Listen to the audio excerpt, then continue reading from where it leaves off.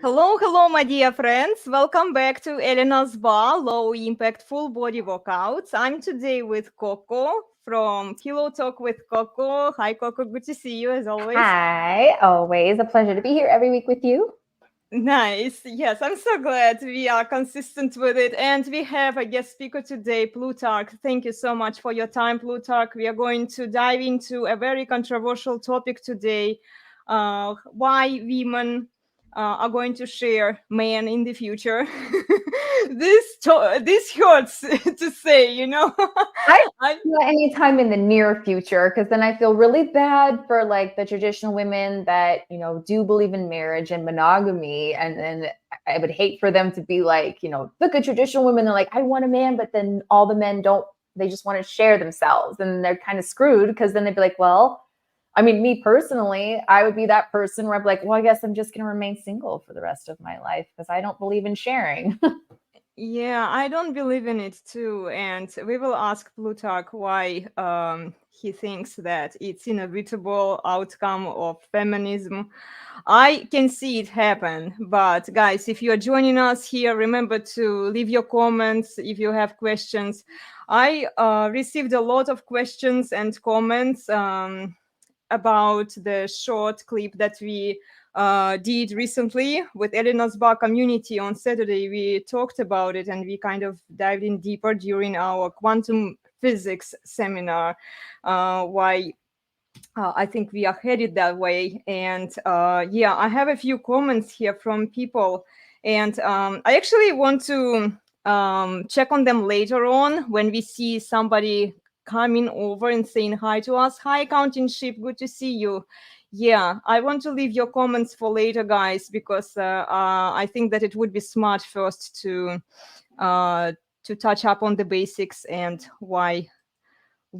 Okay, Plutarch, so tell us, why should we expect that in maybe a decade or two, what's coming for us? Well, first off, I want to say, put my disclaimers out here. I do not like this. This is not what I am rooting for. My personal opinion is that one woman more than enough for me, Um, but also looking broadly throughout history, monogamous societies tend to be the most stable, long-lived societies. Uh, there's a the reason is actually demographics more than anything else, because if a small number of men have a large number of women, that necessarily means that there is a large number of men who have no women, and men without women tend to start fights. Yes. We're already seeing this in China. Yeah. Like, my sort of view of China is that if they're going to start something, it's going to be to cut down their male population to size.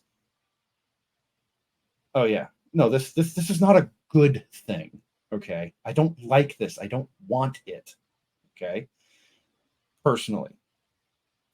However, one of the core principles of the red pill is that we have to be able to step outside of what we want the world to have happen, and what we think should happen, and look at what's happening regardless, of our personal view, and objectively view what's happening. And the conversation, I did not personally expect it to blow up the way it did in the comment Mm-hmm. sections and whatnot. To me, and I'd have to do a little bit of a mea culpa here first. To me, this was something that I had already assumed that most people in the red pill just intuitively understood, that this is where we were going. And because, I was like, oh, well, so let's take a look at some of why I just assumed that. And probably the first thing is female nature itself. Just look at all these women who go on all these shows and they say, oh, well, they start by saying, oh, well, I wouldn't be willing to share. But then when they throw the scenarios out, like on Fret and Fish, well, or Fresh and Fit, well, would you, if the guy had X amount of dollars? Oh, well, yeah, maybe I would if that's what it took, right? And oh, but they say it, right? Like, I can construct a scenario. Go ahead. They do say that they're uncertain about it, because again, those are the types of women that I view them as opportunists, not because they are actually believing in the sanctity of what marriage is and having one man, one wife. They're just like, what can I gain out of this scenario? Would I rather be with a rich guy that can give me everything that I want, but I have to share?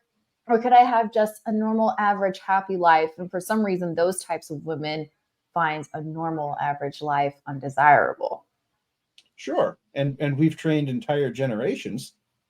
Now, I think 2 generations have grown up being trained that that's just how you think. Well, okay. So the other thing is to consider is that this is what the feminists want. The feminists' message is, hey, look, girl, you should be able to get what you want. So if the message is, well, you should want the lifestyle, then the message also has, and the message is you can get what you want, then the net result has to be, well, you're going to have to share with another guy, and we need to set up a system where that is not only possible but encouraged. And I like the look on your face there. It's great. Sorry.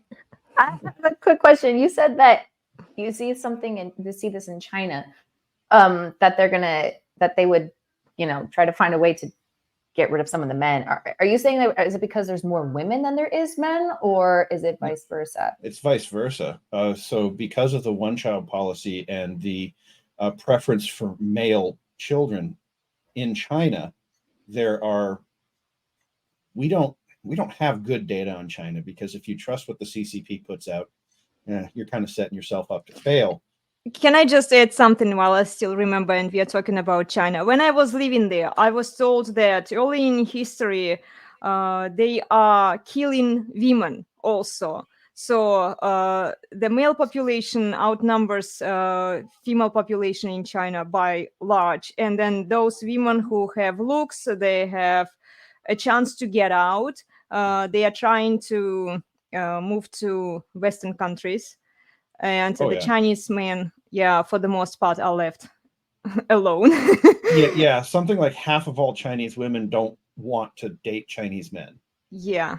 And Chinese women are already operating at something like a 15 to 20% deficit over men. So in that case, you have an extreme imbalance between the high number of men and the low number of women available for them. And then the women don't even want the men that they have access to. So, but why would a society want to create a tradition where women have to share men? I don't understand the value in that. Well, why did King Solomon have 1,000 wives? Well, I don't think he really was supposed to. And I mean, even in biblical aspects, a lot of them, like even Abraham, he had one wife, but she couldn't have children. So, right. and normally in the biblical nature in the Bible, most of those, besides him, the women are the ones that actually, gave the husbands extra wives because it was for lineage and for, their territory, like all that stuff. So it's different, because this sounds like it would be more like people are wanting the men to actually say, like, you deserve to have more than one woman, and let's make the women share. No, this would be the women saying, we want access to the resources of the high value man. We want the Justin Wallers of the world. Sorry, Jay Waller, I don't mean to put you on the spot here. But like guys with his level of resources to be required to take care of a large number of women. This is sorry, darling, just reading through the comments here. This is kind of what Sheep is saying here. The phrasing here is slightly wrong. Yeah. It's not that women will share. It's that once society collapses, men with the money and power will take what they want, and the old rules are gone. Sorry, ladies. Sorry, but not sorry, right? Well, my point sucks. Well, and my point is that women are going to vote for this, because like we can talk about economics and collapses, and I love talking about that kind of stuff, but I don't need to dry your ears out about it.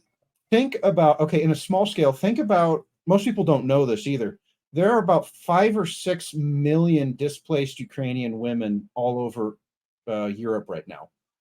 About 500,000 of those are in the United States. Okay. That represents an excess imbalance in the normal distribution of women.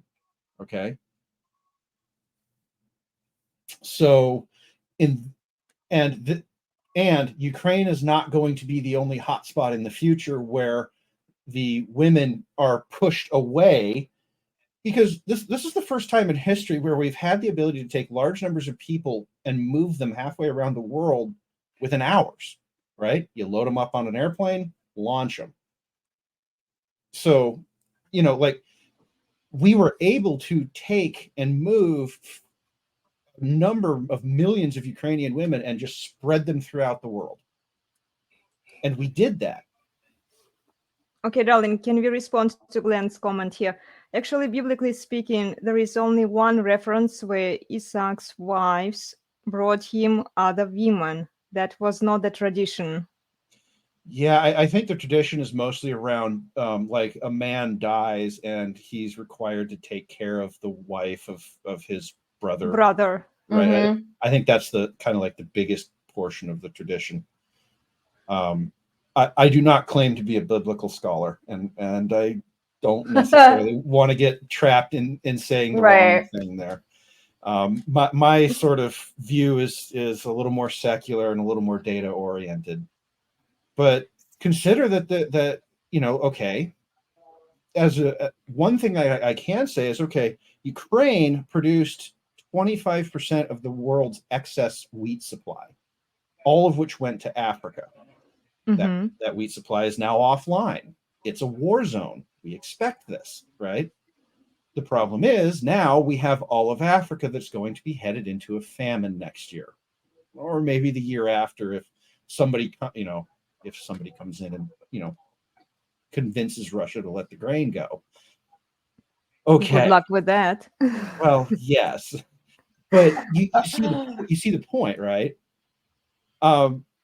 And so now you've got an entire continent that's collapsing. Well, women and children first. That's how we've been trained our whole lives.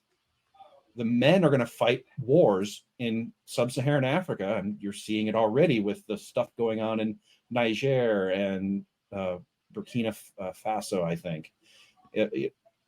Those are other places where you're going to start to see this sort of activity. Now, those places are harder to get into and out of than Ukraine, which is on the border of a, fairly, the Poles would prefer, I would call them a first world country, right? But they have that kind of infrastructure. Even still, there's going to be mass movement. Oh, and then China decides to kick something off in Southeast Asia. Well, there's going to be a lot of women boarding planes, and where are they all going to go? They're going to come here. Mm-hmm. And so, oh yeah, they're going to come here. Okay. And so now we have this. Go ahead. Europe could be also another alternative, but the European Union is probably going to collapse in the near future too. Yeah, so they're broke as a joke. Yeah. Can I ask you a quick question, Plutarch? So based on your example that you were giving earlier about like the high value men, so are you trying to say that it's not necessarily the average American man or middle class American man that would have to share? Because again, so I see like what it sounds like is you're saying that the high value men, which I'm taking that as like, because I don't think that high value men means that they're rich. A lot of people in society is like, oh, he's high value. He's got suits. He's got jets. He's got tons of money. And I'm like, that's not high value to me because he could be a complete douche canoe. So like, that's not high value to me. But so those guys, because even biblically speaking, like you had to have the resources to have more than one wife. So yes, they would have the resources to do that. So are you saying that it's the rich guys or like the millionaires that are going to have that opportunity because they can afford more than one wife, but the average man or middle class wouldn't be able to afford more than one, so they wouldn't have necessarily that, and they'd have traditional values? That is certainly one potential outcome. And what I want to stress here is that I am going to go to what I view as the worst possible outcome And then I want to state that my goal in stating the worst possible outcome is to convince people to work to make sure that it doesn't happen. Okay. So I agree. So let's get rid of women voting so that we don't have to worry about this Yes. bullshit. This is what we are doing here, Coco. This is why I wanted you to listen to this. So that... We need to, like, this is where I totally agree with Pearl. I'm like, women should not vote. It's supposed to be one vote a household, and it should be the man because he knows what's best for the family. And if you're not married, you don't get a vote. I will not disagree with you. Okay. Glenn in the comments, only top 4% of men will have the opportunity to have multiple wives. That is roughly true. Oh, well, then that doesn't sound as bad because, like, I was thinking it was going to be like an epidemic thing, like everyone was going to have to share, and there's going to be like no men, and I'm just like, oh my god. well, okay. Now let's play this forward a little bit. You've got wars popping off in Eastern Europe. You've got wars popping off in Africa. You got wars popping off in Southeast Asia. The Western Hemisphere is it, and the South Americans, frankly, don't have, or the South Americans, frankly, they don't have the infrastructure for this. Argentina is collapsing right now. Okay, so you're going to have a situation where, and I was working through this with Elena earlier this week, so she knows this is coming. But consider this: you have countries collapsing around the world. And you have a lot of people in the United States, because we are an immigrant nation, who still have families back in those countries. Right. Well, speaking from experience with the immigration system, right now, the absolute fastest way to bring a woman into this country, aside from illegally, is what we call a K visa or a K1. That's what you guys might know as the 90-day fiancé visa. They can be issued. I've heard them go as quick as 9 months, but the average is about a year to get the visa. Then you have that once you get the visa, you can bring them in as soon as you get it, and then you have 90 days to get married. I thought there was a step process that you had to do, though. Like, you have to be together for 2 years. I mean, I knew somebody that actually did that. He had a wife from, I think it was the Philippines or Guam or something. And they're like, that he had to provide proof to her, like, that they were in a relationship for 2 years. He had to provide dated pictures, that he had to show that he actually went out there, they did stuff together, that they were engaged, and before he could actually move her out here for them to get married. So Elena and I only dated for a year and a half before she landed in the United States officially on her K visa. So the 2 years thing is actually more related to the processing times for individual regions. The Philippines so it's different.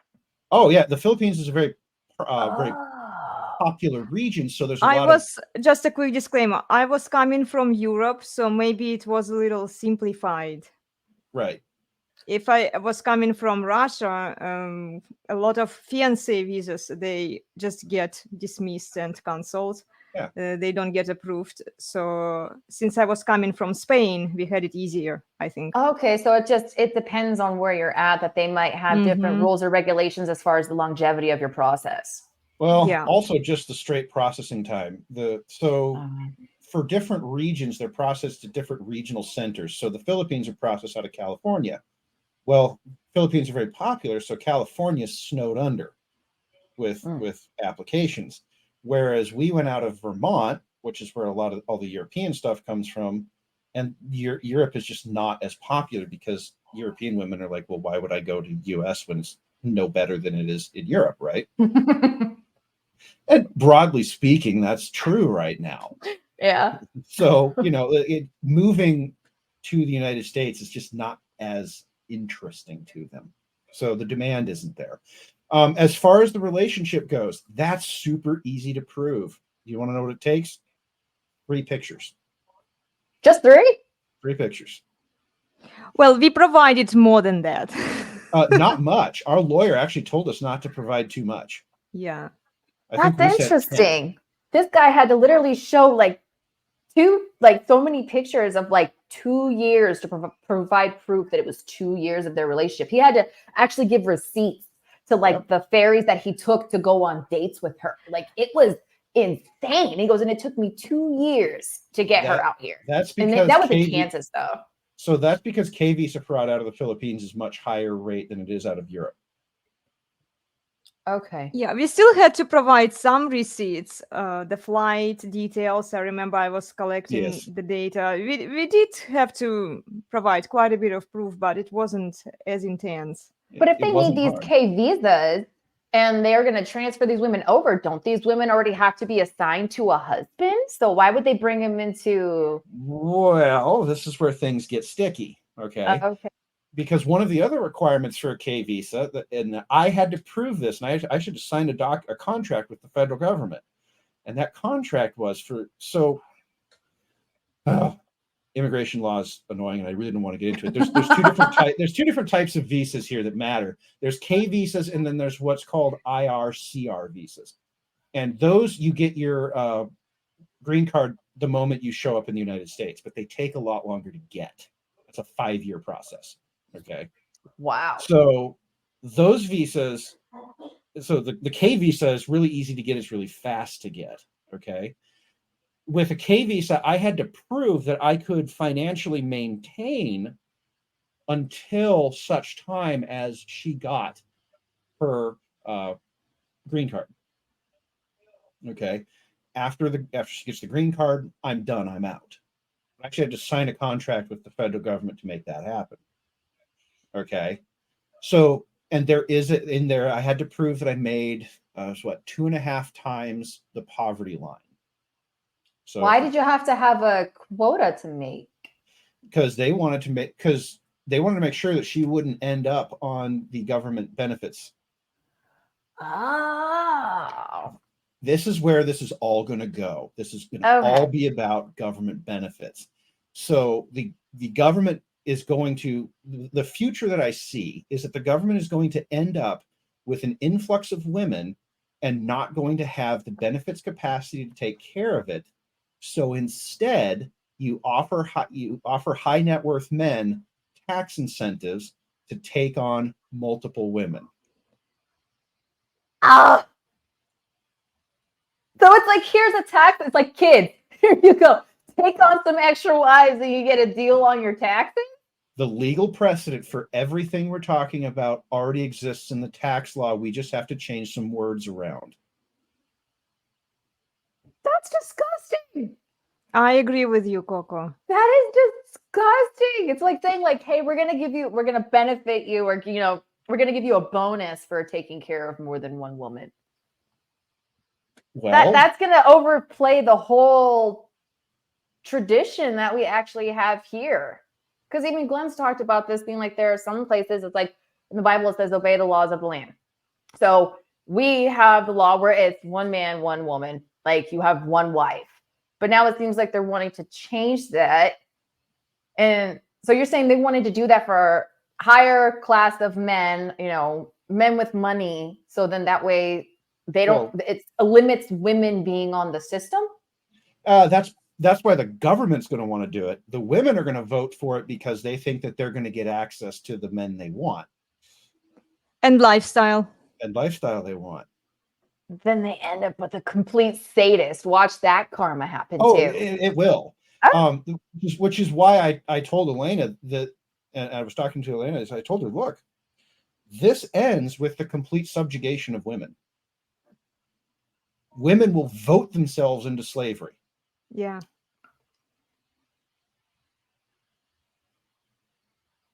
Oh, yeah. And they won't ask the majority of men, they won't care. They want what they want. They are already fighting for this 10% of the world male population. We are 80% there already, Coco. Women don't look at the average man out there. They are already choosing the top 10% of men to go for, the men with a high status. So all they need to do is just press harder on it, and then they won't ask the traditional women. This is why I'm saying we need to unite if we want to change some things and prevent it from happening.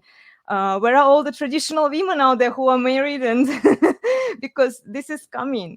I mean, even just not the women that are married, but I'm worried about the women that are traditional and they aren't married yet and they believe in monogamy, but then they're probably going to get stuck. Like, why can't they just take like that? I know this is like never going to happen, but like, I wish that they could just take, if that's what the government wants to create a freaking utopia, on an island or another nation somewhere. And like, if you want that to happen there, then that could be the island that people go to have that kind of lifestyle, but then keep everything here the same. Okay, so which island do we invade? I have no idea.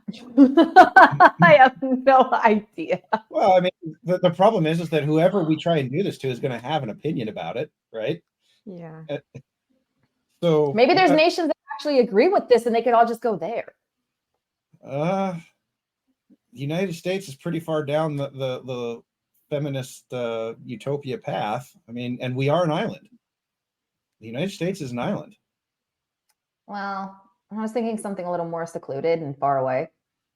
Well, we're an island with a big economy and a deep, and a deep capital pool, right? So here's another effect of this. What those families will do is they will want those women to get out of the country because they can take the capital that they have with them to the United States, which is going to be one of the few remaining stable places to place capital. So assuming they have any capital left. Well, there always are some, and so there will be an incentive for those people sending to get their money out of these war-torn places, and they're going to send it here, and they're going to send it with the women. It is the bride price writ large.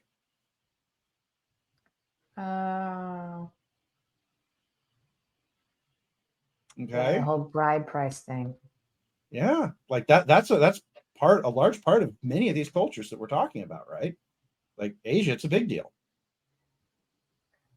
So now I do want to stress, this is the worst case scenario. It really is. Okay. We don't have to get here. But so then what's the movement for that? Like we are literally drowning in toxic feminism. There is hardly any feminine women. We're drowning in toxic feminism. So how are we supposed to try to make that shift? Well, here's the deal. There are a lot of men out there who are not married right now. Sorry, I had to. So there are a lot of unmarried men out there right now. Okay. The thing that can really take a lot of this pressure off is to convince the traditional women that even the sort of feminist ideal of the 493 point, bullet point checklist, right? They and I don't know how to do this. I am not a woman. I don't claim I understand how to speak to women, but they need to be made aware of this fact that if they don't do this, those men, the average men, could very easily end up being the government could come and say, well, look, you're not married at all. Here's your girl. Yeah, they could assign women if it gets too late. If it gets bad enough. And bad enough, yeah. That sucks for the guy because then he doesn't know what kind of shit show he could be getting. He doesn't. And everyone's going to say, oh, but that's an unconstitutional takings. No, it's not. Not if they offer you a tax break. Or a fair market compensation. If the tax break is quantified as fair market value, and you're and the government's having this meltdown of in its benefits system, the government's going to be desperate for answers. I'm not saying this will happen. And I'm going to keep stressing that. I am saying this is the dystopian future that we are slowly moving towards. Already in New Zealand, R.P. Thor brought this up. He said they're starting to change the definition of marriage to anything that is marriage-like behavior. So there's no one man, one woman. It's right now, it's between any two people. And it could be a partnership of 100 people.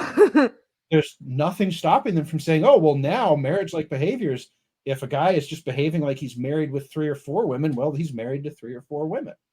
What? I'm just reporting the news. Okay.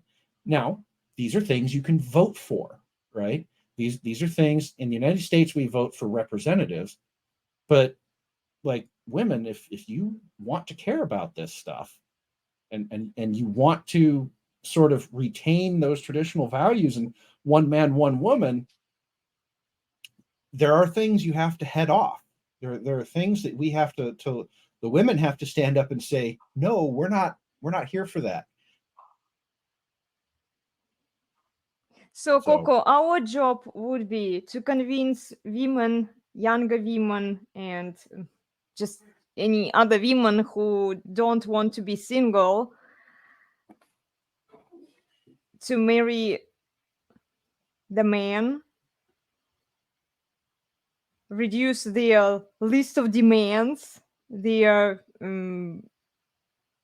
overestimated sexual market value, bring them down to earth, basically. Tell them that, look, you are not a 10 that you think you are.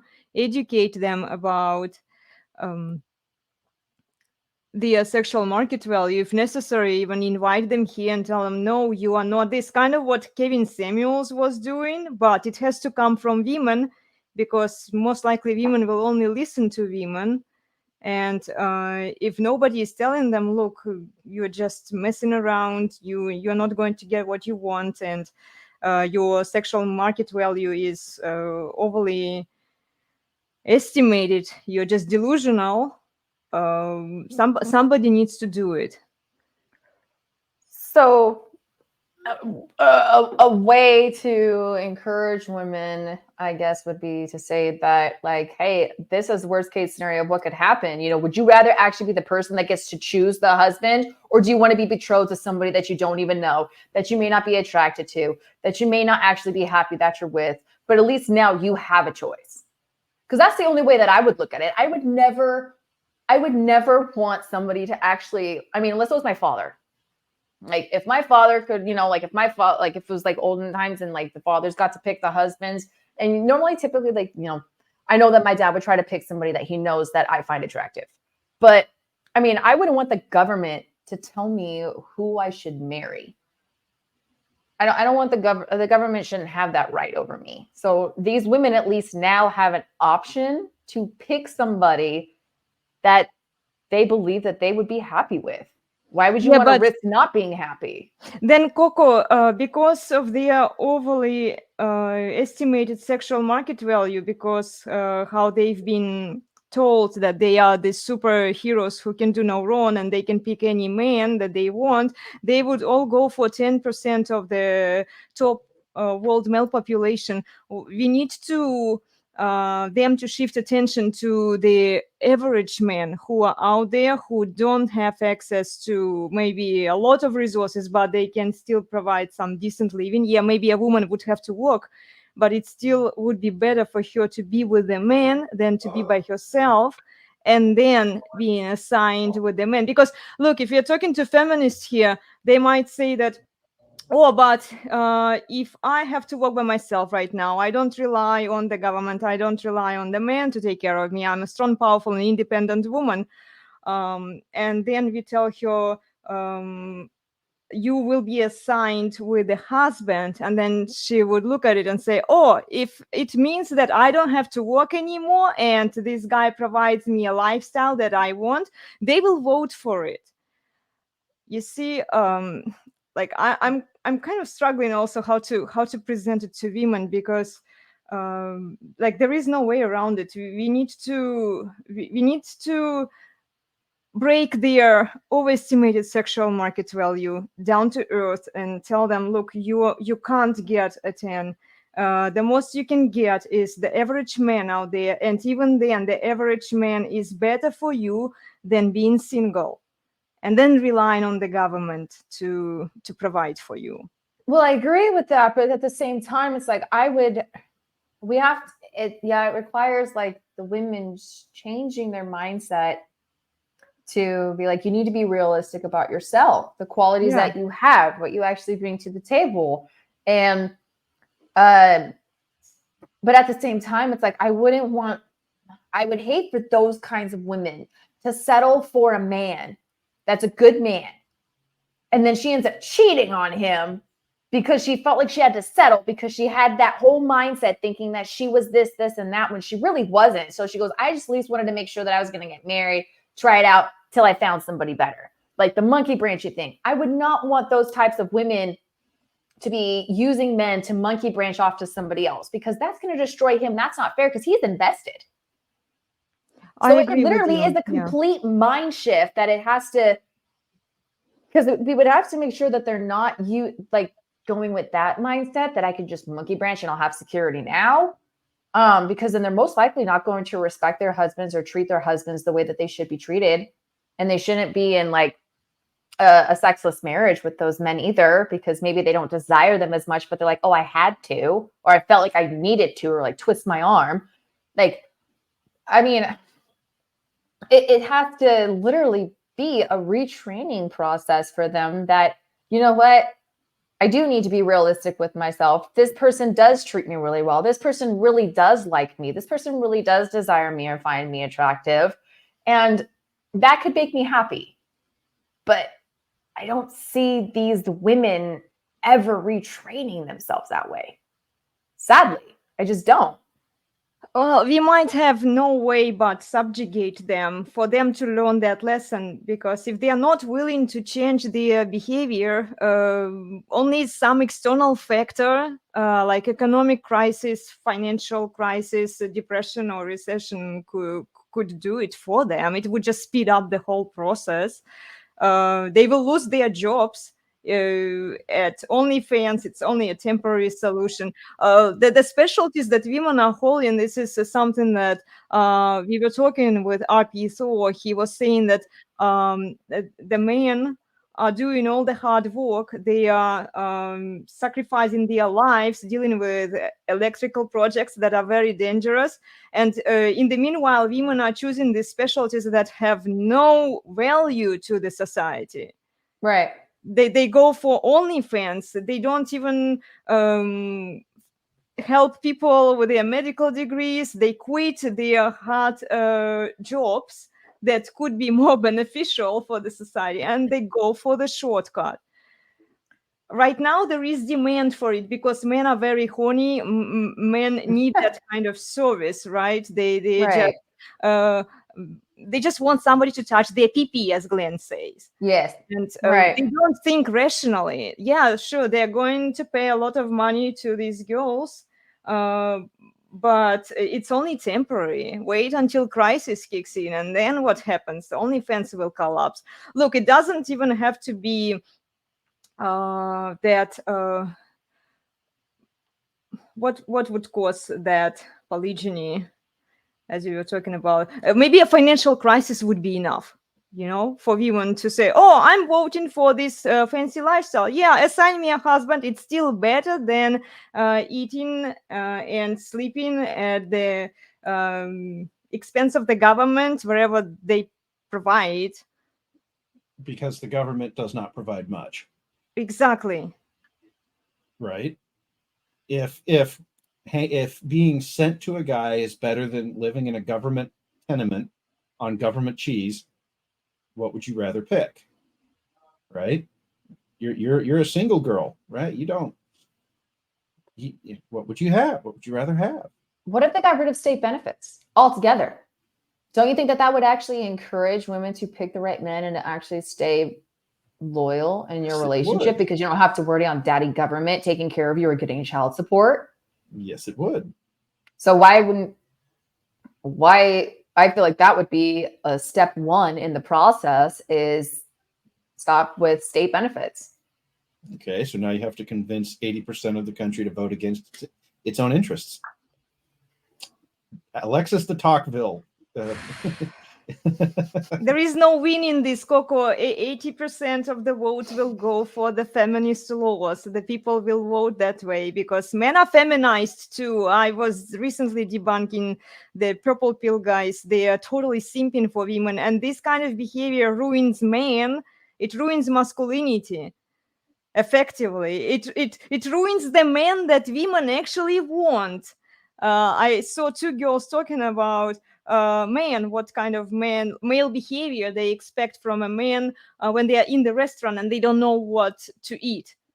And they were talking to each other, and one of them said, I expect men to tell me what I should be eating.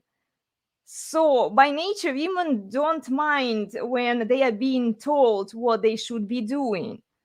They should tell you something, right? That women subconsciously are looking for stronger, rational, masculine men. But the purple pill guys, they don't get it. It's like, yes, okay, you are telling men to simp for the woman, pedestalize her, sacrifice your masculinity, be her emotional tampon. And then the moment the girl leaves him, dumps him, and he becomes, of course, one-nightish, eagerly invested into her, these men become ruined. But the purple pill content creators, they don't care about men. The only place who cares about men is red pill. You see, but most people, even most men, convince them, guys, come over here, educate yourself about female nature. I bet if those purple pill content creators would read Rollo's books or RP Thor's books or joined Common Man podcast seminars, maybe they would have more understanding, better understanding of the female nature. Maybe they wouldn't mislead a lot of men out there, because a lot of purple pillars, I check their content because this is what I do. They have millions of men listening to them. And probably it's just mainly they're listening to them because they can relate to them right now. They're not thinking that that's a problem because there's other men out there like them, as opposed to being like, okay, instead of actually thinking, is the way that I'm running things not the right way to do things? And that's the same thing with women. I mean, when we talk about how women have this delusional mind that they are better than they actually are, it makes me think, like, do you remember, I'm old, so I remember when growing up that everybody always wanted to look like the girls that were on teen magazines. You had to look like a model. Like, we were told this is what real women and what guys really like, you know? So then we trained ourselves and told ourselves this is what we needed to be. And then they would tell women that, but you also need to have self-confidence. A man loves a woman that's very confident. But there are some women that shouldn't be as confident as they are because they're not like those girls in the magazines. But that's what they're taught. Oh, you're beautiful. People are going to love you because you're beautiful. You have a beautiful soul. Like, yes, you have a beautiful soul, but that doesn't mean like physically that you are attractive. And you can't fault somebody for having a standards. So I'm wondering if that's where part of the delusion with these women have come from, because just like everything on social media, it's disgusting to me. Like, sex is everywhere. And I don't like it. I was like, you are literally causing a whole bunch of men to try to force them to not lust over what they're seeing all over social media or be exposed to that, where it's everywhere. I mean, you can't even go on any website without there being an ad for a freaking dating app. Like, it's disgusting. And I'm wondering, like, we've shown that for, the women, like, hey, this is acceptable. Is there any information that the women are having this delusion, being like, okay, well, I'm seeing everywhere that this is the type of men that are desirable. I need the top 10% of men instead of just the average men. So maybe there's a movement that needs to be shown, like, hey, good luck trying to get the top 10% of men. Like, good luck with that. Those aren't the only men out there. There are really good men out there that aren't in the top 10%. Why does the amount in their bank account actually have to matter if they're a decent human being? They're going to take care of you. They're going to protect you. Like, How is that not desirable? So do you think Well, social media has affected that as well, for women having this delusion that she needs to go after this type of men and this type of men only? oh, absolutely. It's a long-lasting project. Remember what Rollo was saying. Feminist propaganda has been here imposed on us for 4 to 5 generations now, so it's deeply ingrained. We see young girl being raised that way. I have been analyzing content for kids. It's everywhere. It's everywhere. It's not just on social media. It's also in the movies, in the literature, in the books, everywhere. Coco, it's a brainwashing project that has been funded by the countries who wanted to impose communism and feminism in the Western societies, and they have succeeded. All right. I want to interject here a little bit because I had a thought and I chatted it out with a relative of mine this morning.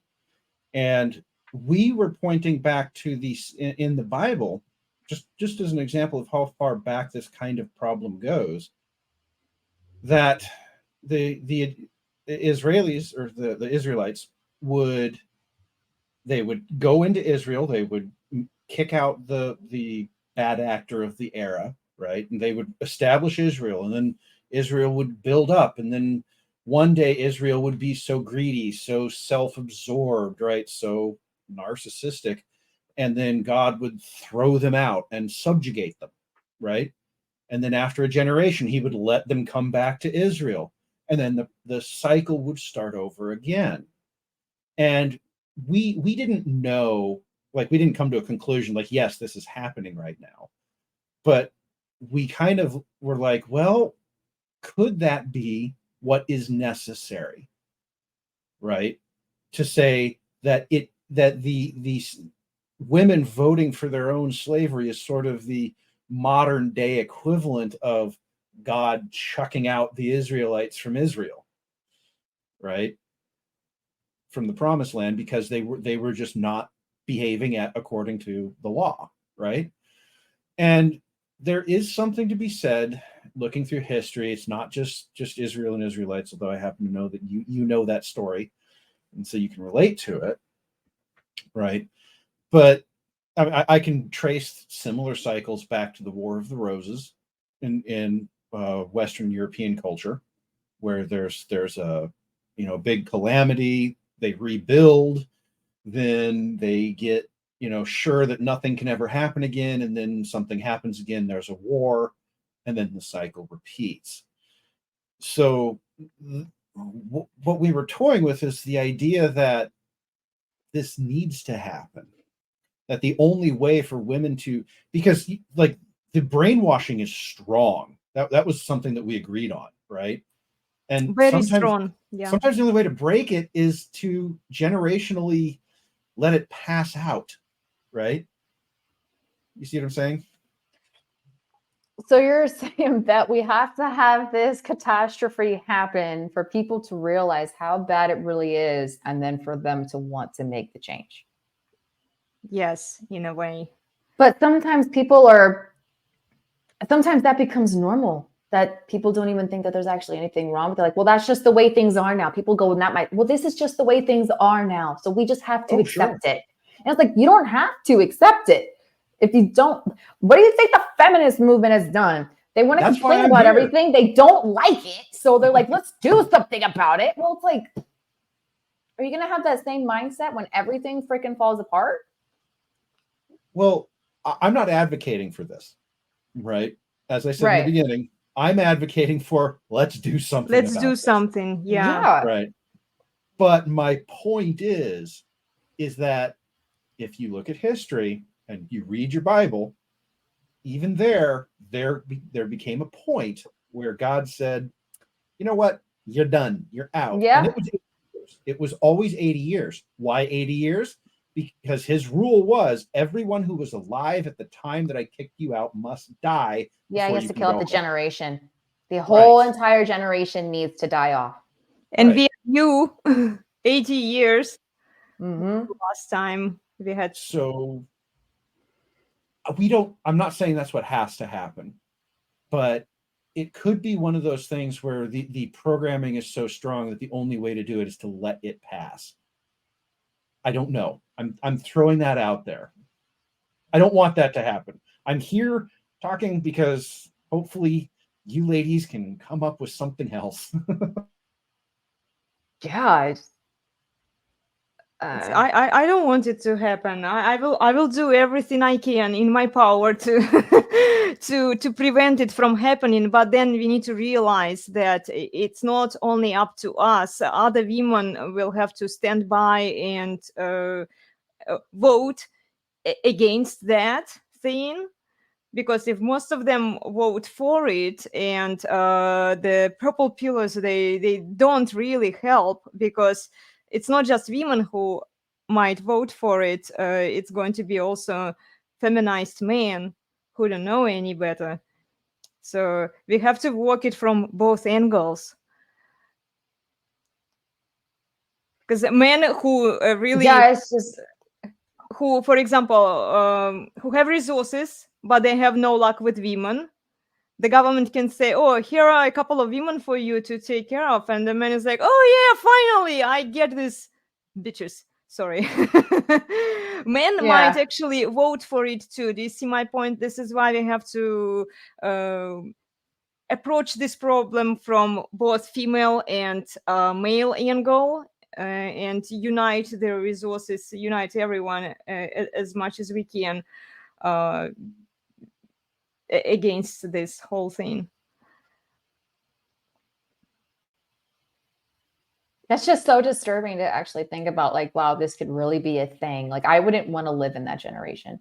I wouldn't either. I was just, I was fuming this past week. It made me thinking, because we are actually headed that way. If you take yourself out of the situation and analyze objectively, rationally, everything points out to that polygyny.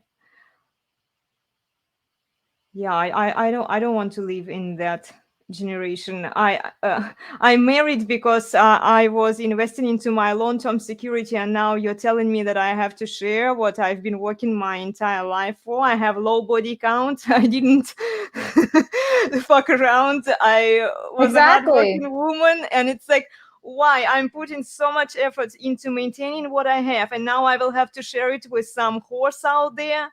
Come on. Yeah, I was fuming when I heard about that too. And I was like, I don't want to share. I shouldn't have to share what I invested my time and everything into. Why should I have to share with somebody else that doesn't even deserve it? That somebody else that most likely won't even appreciate it the way that I appreciate it. Exactly. Yeah. Okay, we have a few comments here from Accounting Chief cheering us up. Dating app, Coco. The only dating app I need is Elena's brand new dating service. We were thinking of doing a matchmaking service for people, to help people kind of reconnect with each other on the weekend. And yeah, thank you, Sheep, for your support. Well, I just want to keep reiterating, and I'm not saying that I have strategies for how to go about solving this. And the other thing that I want to say is look at where the European look at where they're headed. I am not sure that we can stop all of this. Okay. This might be a case of we can stop the worst of it, right? Mm-hmm. If we can bring on board enough traditional women and make them and help them understand the stakes, right? Then we can stop the, like, I view assignment as a dystopia. Okay, like, I don't want any part of that world, right? I'm all about personal rights, and you should never be assigned a person you don't want. Okay. Exactly. The case that I'm making is that the government may feel like it has no choice. Okay.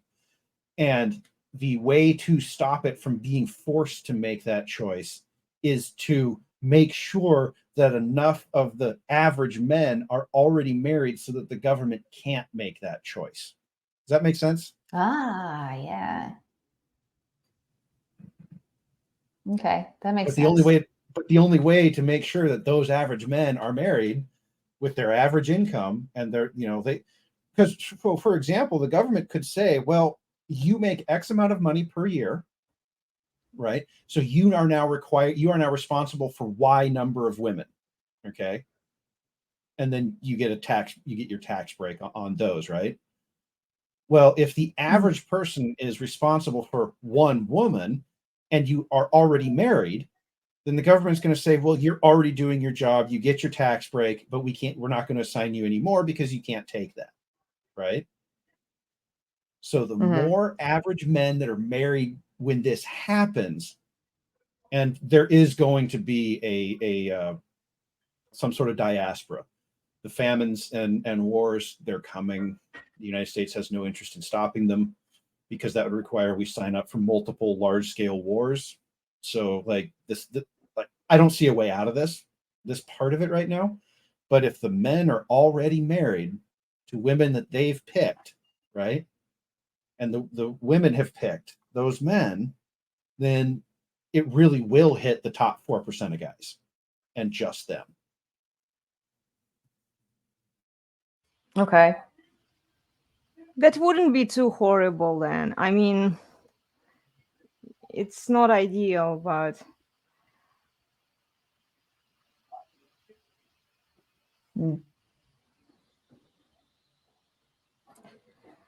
It is what it is. Yeah. It's math, you know? It's math. Well, I'm big on math and data and stuff like Yeah. that. And it's part of the reason that I say that I'm pretty sure that part of this is going to happen because the math really is unforgiving on this. And feminists have been voting in large numbers. I mean, we've already shifted language from marriage to domestic partnership. Well, a partnership is ungendered. And a partnership is unlimited in terms of numbers. If you actually look like a business legal document, you can have more than two partners, right? Yeah. So the legal definition of partnership does not preclude more than two people. So there you go. here is a smart advice from our friendship. If they're going to assign me a number of women to take care of based on my income, that's probably a sign it's time to retire and live off my savings. Well, sheep, we're not there yet. So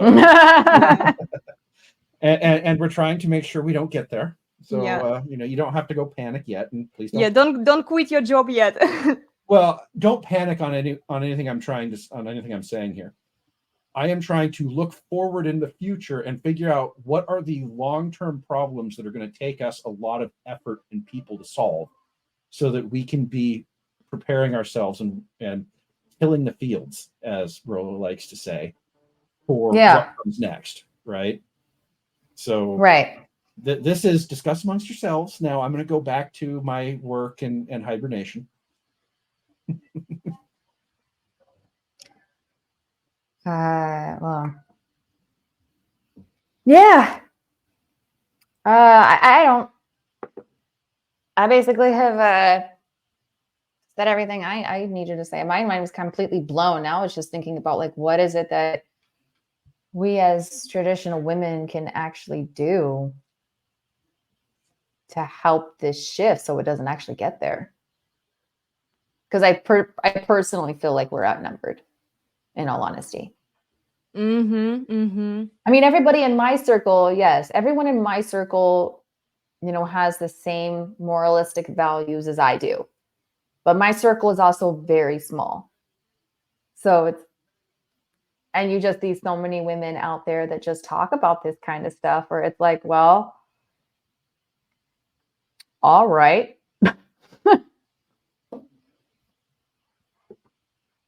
To some degree, we need to get the information out to women, tell them what's coming for them.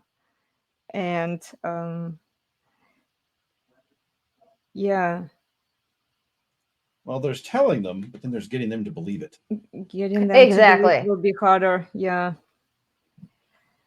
And Because we I could say it think to our this- blue in the face, but we have to convince them. right. And I think this is why God in the Bible did what he did. Yeah.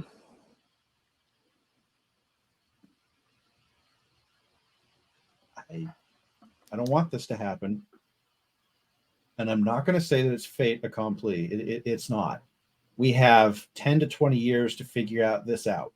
And the one thing about humans that I can say with fair surety is that when we see something coming from a long way away, we're usually pretty good at avoiding at least the worst of it. Okay. But that starts by having conversations around the kitchen table right now with all these women who are just, I think for a lot of women in the traditional sphere, the problem is more that they're not paying attention. They've got their kids, they've got their, play dates, and they're just like, I don't want to be bothered by that right now. Mm-hmm. Or they're convinced Right. that it can never happen. Why would they bother themselves with this? They usually are very nearsighted. Rational thinking is never a strong part of a woman's brain. Yeah, it's going to take a while for us to. I think we should start with the married women. Tell them what's coming. Open their eyes on the objective facts and what are the outcomes outlaid for them, and then once we get them on board with us, we can also get the men who don't want to take care of multiple women because one is already plenty. I mean, if you look at it, it will impact, some men who are horny, they might like the idea, who never had sex, and they're like, yeah, somebody will touch my pee finally. But it will come at the cost. Yeah, sure, they will get the financial benefits from the government, but it's still a lot of responsibility for women. And look, one woman is already histrionic enough. She is emotional, especially if she can't manage her emotions. He will have to tame them, all of them. And it can lead to men dying sooner. So a lot of stress. Who knows? They will maybe die from a heart attack at some point. I don't want this to happen. Want that. Yeah, I don't want that to happen to men, in particular to my husband, right? And yeah, monogamy has benefits for both men and women, mostly for women, but let's be honest, who wants to take care of more than one woman out there? I wouldn't if I was the guy, in all honesty. I don't.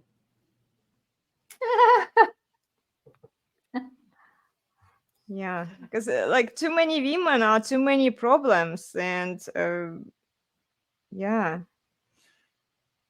Well, don't despair. We're not there yet. The legal framework is probably going to come, just given the way that we're headed with all of the domestic partnership stuff anyway. So, I don't know that there's anything we can do to stop that from happening at this point. We're just too far down the path. It's a few tweaks to some language in a couple of different codes. It's not going to take them much to do it. But after that, like getting out there, talking to women, and say, hey, look, now that this has been done, all the government can just say, well, you're getting a tax benefit for if we assign you a woman. Well, how would that happen? Well, have you paid attention to what's going on with interest rates at all lately? Like have you paid attention to what's going on in Ukraine or Israel lately? And have you heard anything about Taiwan lately? Right? All these things are coming for you, and we need to have a conversation about what that's going to mean. So there's a lot of nerdy data in here, and unfortunately, nerdy data. Well, but it makes everyone glass over, right? They zone out. They don't want to deal with it. And I'm not going to say that I am the best at coming up with ways of engaging people with nerdy data. So I am not putting my hand up and saying, yes, I am the man for the job of explaining this to all this nerdy data. I'm not. Right. Maybe I'll get forced to do it because no one else wants to. I can't speak to that. But It's a complicated topic. We will keep talking about it occasionally here and there and try to bring more awareness. I'm sure we'll talk to Coco separately also without men to figure out the message. And please do. Anyway, we are going to wrap it up, guys, because we have a hungry doggy here. I see that. He's like, Mom. Yeah, I know. He's been bothering me for the past half hour. Hungry. Yeah. Oh, poor thing. Anyway, thank you, Coco, so much for joining us, for listening to some of the possible predictions. And yeah, we'll see what we can do. We definitely have a lot of work ahead of us. Yeah, I mean, I always enjoy our streams, and sometimes I love hearing this, but at the same time, I hate it as well because sometimes you just feel super defeated, and I don't like feeling defeated because you don't like feeling something is a lost cause, especially when it sounds so detrimental to something that was created for something so beautiful. Yeah, I agree with you. Well, let's hope that it doesn't happen and let's do something about it. Okay, guys, if you have suggestions, if you like our live stream, please go follow Coco on Pillow Talk with Coco. Support our content, please. Okay, like, share, and subscribe. Leave your comments. Tell us what you think. Okay, and thank you, Plutarch, for your time. As always, appreciate you. I'm going to take us out, guys. I'll see you next time. Okay. Take care. Bye. Bye.